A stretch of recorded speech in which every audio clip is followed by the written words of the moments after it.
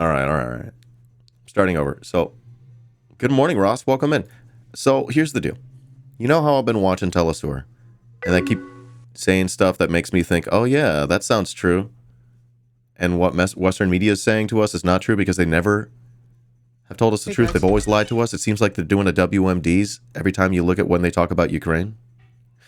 Not to like defend Russia, explicitly Russia. I don't think any war crimes are good. I think war is a crime. There's no war but class war. And I stand with the working class people that are overwhelmed, that are affected by this war. Here's the thing. I'm watching Telesur last night, and they got this thing. It says, Western media repeats the same lies. And I'm like, that sounds true. And here's what they say. The alleged mass graves made by Russia, allegedly, was a cemetery, I guess, that was already there. But the media is already complicit. They've already spread the propaganda about this. They've talked about it breathlessly, uncritically. And you got to see this video. I can't believe it.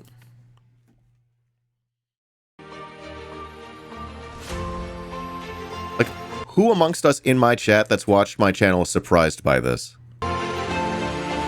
I called it. It's not about me, but I called it.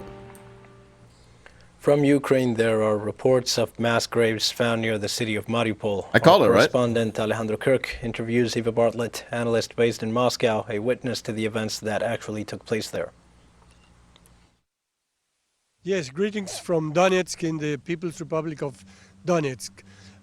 Yesterday there were reports of mass grave of about 9,000 people near Mariupol. It turns out that it wasn't quite true. So I'm just gonna pause and say this right now. We don't know. This is fog of war. I'm showing you this knowing full well that what this guy is saying may not be true.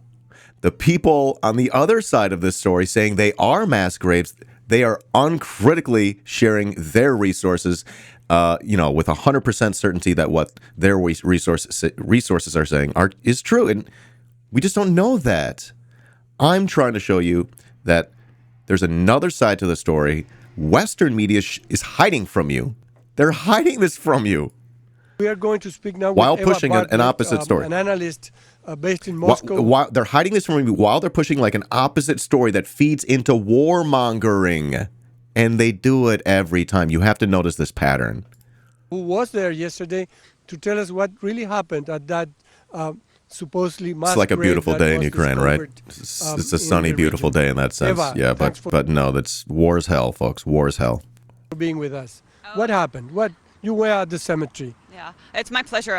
It really makes me angry when I see just such blatant war propaganda. So basically, all of Western media is repeating the same lies, almost word for word, verbatim, based on the former mayor of Mariupol, who's now nowhere near the city. I didn't know that. And they're saying that there's a town to the west of Mariupol, about 12 miles to the west, and they're saying there's a mass grave there that Russians have been trying to hide their war crimes by burying people in a pit. And they described it as a pit with like 30-meter wide trenches, and they're saying, the mayor is saying that Russia's trying to hide its barbaric. You know who buried people in pits? Nazis. You know who the United States and Israel and NATO is arming in Ukraine to fight the Russians? Nazis. Wait, I'm confused. Crimes, this is a quote from him, by throwing bodies in the pit. And so, this evokes all sorts of emotion internet mistake. Welcome in. amongst viewers and readers. But in fact, I went there with a fellow journalist yesterday, and what we found was a cemetery that was already there, and then new graves, and we tallied them up, and they were somewhere between 200 and 300 if you want to be generous, some of which, by the way, were empty. They were graves awaiting newly deceased people, but they were all... So they have a cemetery that was already there. They do have new graves. We don't know what's in the new graves. Allegedly, some are empty. It's nowhere near what was said in Western media. And it could very well turn out to be like not even anything like what they said, so much so that it's blatant disinformation. And they do it every time. So, of course, it is like you have to be skeptical of it right away. If you're not skeptical of it right away, you're falling into their hands every time. You've got to have better media analysis. Very orderly. Some of them had crosses, some of them had the names of the deceased and the birth dates. Others didn't, and they simply had numbers according to when they were buried. And then by chance, well, we were both just talking and saying, this does not strike me as the scene of a mass grave. Oh, but as yeah. we were talking, Ilya, I'm almost certain the dude's a CIA asset. Maybe not an agent, but an asset. two grave diggers appeared, and Who knows? we chatted with them, and we explained what the West has been saying. They said absolutely not. They said they have personally buried everyone in the graveyard. They Every interviewed the person grave has their diggers. own single grave and are buried in a coffin. And they both emphasized that they try to treat the bodies with dignity and bury them as humanely as possible. And interestingly enough, there's even a spot in this region for Ukrainian soldiers. So they made the point that, even though these are Ukrainian soldiers that were fighting against us, they deserve to be buried. And there was we saw, you and I have been together to Mariupol like a month ago. And in our the trips that we did after that, we found that there were many bodies that were buried by the families elsewhere. So maybe it's just those bodies that they are finding, what they are bringing to this cemetery, and trying to identify them and organize this mess that was created after the combats. I actually was wondering that myself. I was making the point, like, we have no way of knowing how or when these people died. The ones that did have a date of birth written on the grave marker, most of the people were elderly, born in the 30s, 40s, 50s, 1930s, 40s, 50s. So, they could have died from any number of causes, but there's no indication of what they died of or when or by whom. But I also made the point, Mariupol was ruled by Ukrainian forces, among them Azov and other Nazi battalions, and we know from now the many testimonies that have come out of Mariupol after it was liberated that these Nazis ruled in a very brutal way, including point-blank execution. So, I would not be surprised if among the dead are people that were executed by Nazis, but we have no way of knowing. Life seems to be normalizing in Mariupol and other places. This is why you gotta watch stuff like Telesur, because Western media refuses to tell you this. They refuse to tell you this. What are we gonna do? Discount both of these people? Discount the whole Telesur just so we can, block this story out of our mind? No. If you're a serious person, you want to engage with reality or engage with resources to try to figure out what reality is for yourself. And of course, we're skeptical of this too, yes. But we should be more skeptical of Western media for, blatantly hiding this and not showing you. Did you know there's fire trucks? They exist. They're always going past my house. This is in your assessment, is it that happening? Many of these things that we hear, like this, mass graves, are published as truth without any second confirmation or new sources by the Western media. Right? And now that's a truth that there is in Western media. 9,000 bodies 9,000, they were saying, in a mass grave in Mariupol. So how do you see this ethics in journalism that is happening now? Listen to this. A lack thereof, a lack of ethics for sure. Well, you made a good point.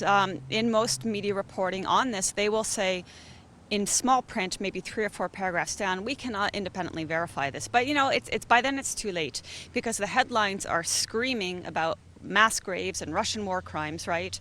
And the average reader maybe doesn't even make it to the 4th paragraph. And it's being used to manufacture consent for $800 million of arms being sent, and they'll probably do it again.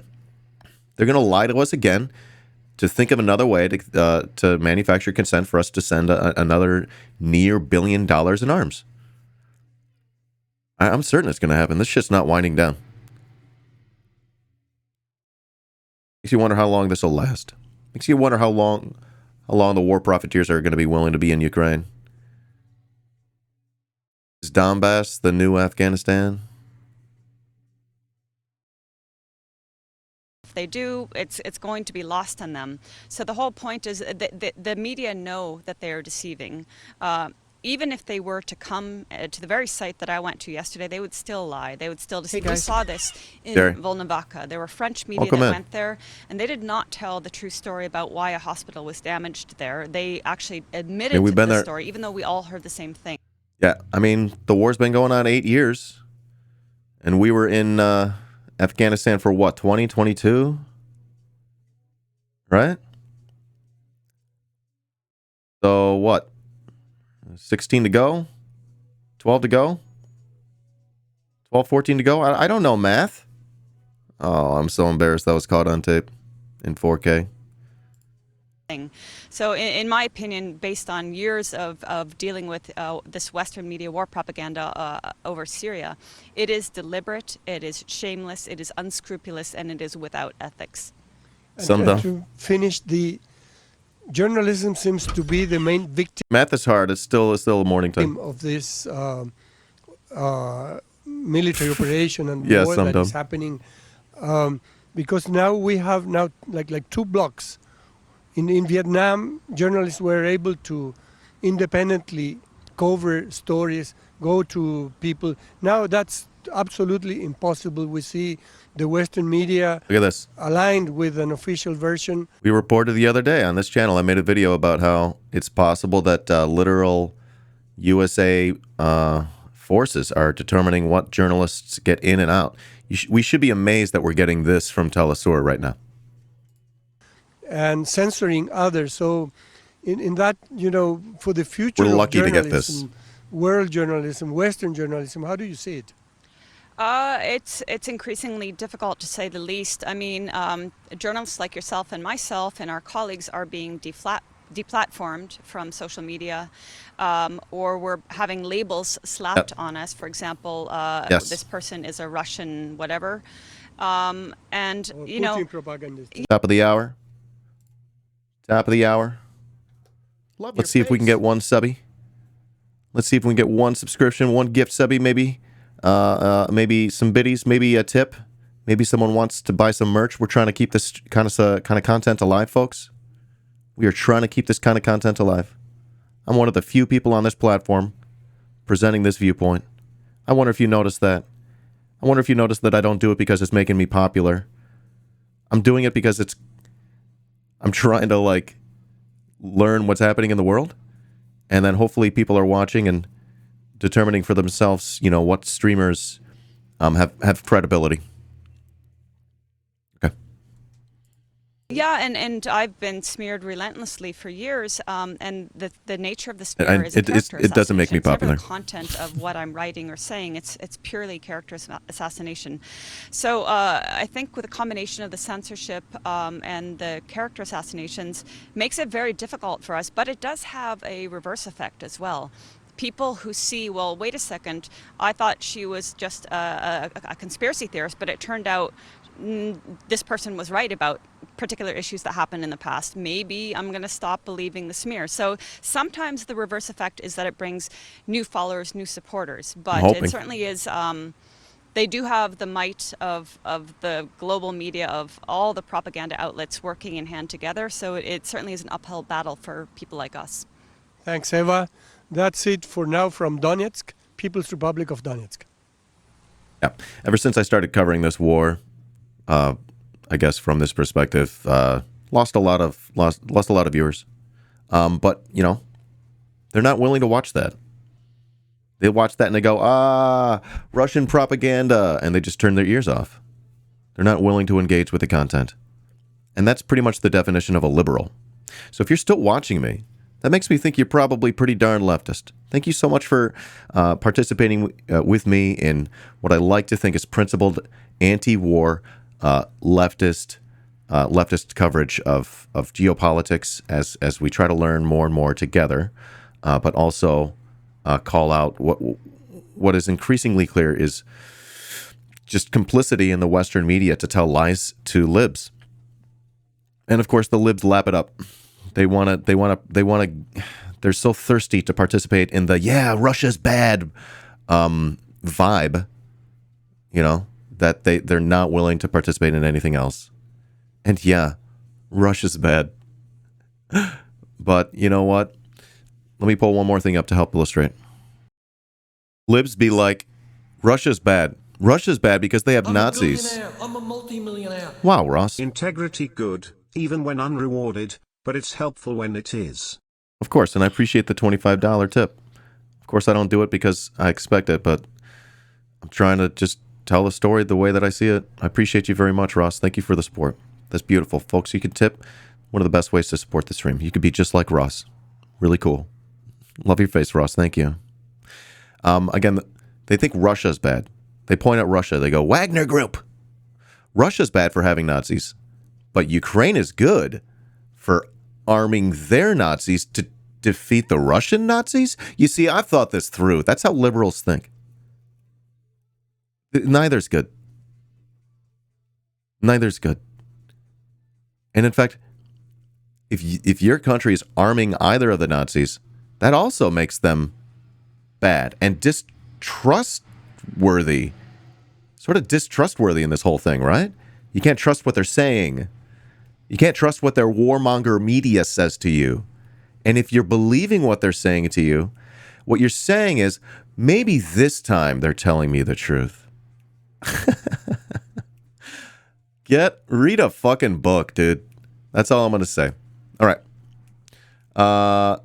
If you're watching the YouTube clip, I hope you enjoyed this. If you want to involve yourself in this kind of content, I pull up clips, I talk with people, and we have ourselves a good time. I make content for anti-imperialist leftists, anti-U.S. imperial leftists. I don't make it for libs. That's why I've lost a lot of libs in my community. In that sense, come on by. There's less libs in my community. You're welcome. Thanks for watching. Love your face.